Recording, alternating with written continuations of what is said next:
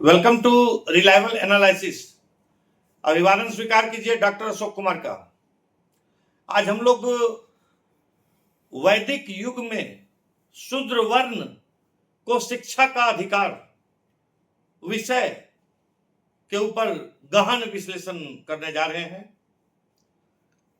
यह टॉपिक मेरे research paper से लिया गया है, अर्थात यह मेरी अपनी मौलिक कृति है।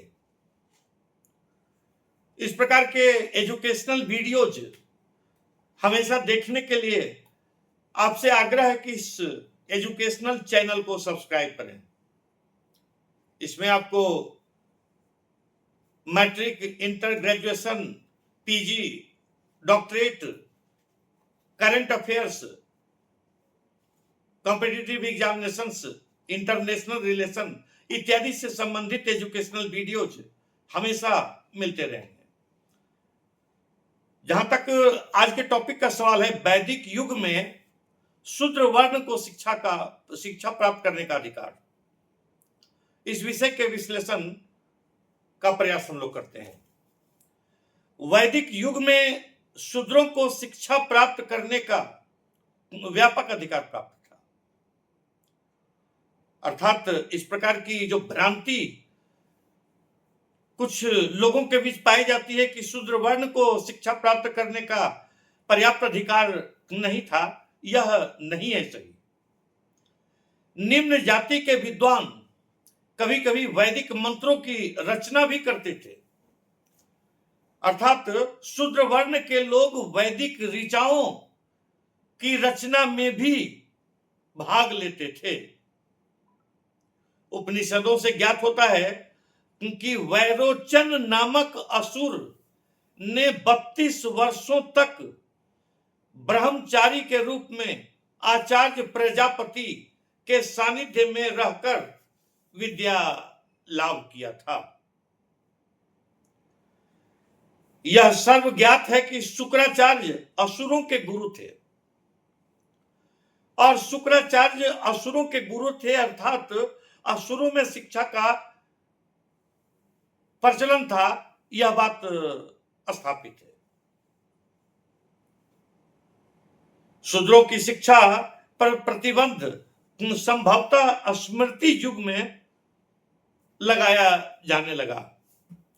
जातकों से विदित होता है कि अनेक शूद्र उच्च कोटि के विद्वान थे। सुत निपात से यह विवरण प्राप्त होता है कि मातंग नामक चांडाल विख्यात ज्ञानी था। तो इस तरह से कोई प्रख्यात ज्ञानी या विद्वान होने के लिए मात्र ब्राह्मण वर्ण का होना आवश्यक नहीं था। प्राचीन काल में, वैदिक युग में शूद्र वर्ण के लोगों को भी शिक्षा प्राप्त करने का उतना ही अधिकार प्राप्त था जितना ब्राह्मण वर्ण के लोगों को अधिकार प्राप्त था।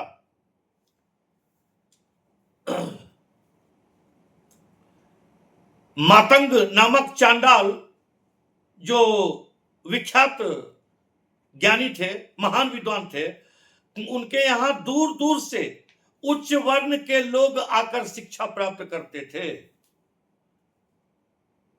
तो इस तरह से ऐसा पता चलता है कि शिक्षा की प्राप्ति में किसी प्रकार का कोई वर्ण भेद या जाति भेद जैसी बात नहीं थी, अर्थात उच्च वर्ग के गुरुओं के यहाँ शूद्र वर्ण के लोग जाकर ज्ञान अर्जन करते थे, और दूसरी तरफ जो शूद्र वर्ण से गुरु होते थे उनके यहाँ उच्च वर्ण के यानी सवर्ण के जो है बच्चे वो आकर विद्याधन करते थे। बौद्ध युग में भी शूद्रों को विभिन्न विषयों का ज्ञान प्रदान किया जाता था। स्वयं महात्मा बुद्ध के अनेक शूद्र वर्ण के लोग शिष्य थे। महात्मा बुद्ध के शिष्यों में अनेक शूद्र वर्ण के थे, और इससे पता चलता है कि महात्मा बुद्ध ने किसी प्रकार का कोई भेदभाव नहीं किया था शूद्र वर्ण के लोगों के साथ। बाद में आकर यह प्रथा बंद हो गई तथा समाज में ब्राह्मणों ने ही शिक्षा प्रदान करने का दावा किया। सूत्रकारों और स्मृतिकारों के कठोर प्रतिबंध के कारण शिक्षा देने के अधिकार से बाद में शूद्रों को वंचित किया जाने लगा, या इस प्रकार का प्रयास अवश्य किया गया। केवल द्विजों अर्थात ब्राह्मण, क्षत्रिय और वैश्य को ही शिक्षा प्राप्त करने का अधिकार दिया जाने लगा। शूद्रों को शिक्षा ग्रहण करने से पूर्णतः वंचित कर दिया गया। तो इस प्रकार से बाद में शूद्रों की शिक्षा के ऊपर कुछ प्रतिबंध अवश्य लगाया गया। खास करके सूत्र काल, स्मृति काल में इस प्रकार के प्रतिबंध लगाए गए, किंतु वैदिक काल में शूद्रों को शिक्षा प्राप्त करने का पर्याप्त अधिकार था और बराबर का अधिकार प्राप्त था। इसी के साथ वैदिक काल में शूद्र वर्ण को शिक्षा प्राप्त करने के अधिकार के विषय का विश्लेषण अब हम लोग समाप्त करते हैं। अगर आप लोगों को यह विश्लेषण पसंद आता है तो इसको लाइक और शेयर करें और चैनल को सब्सक्राइब करें। Thank you.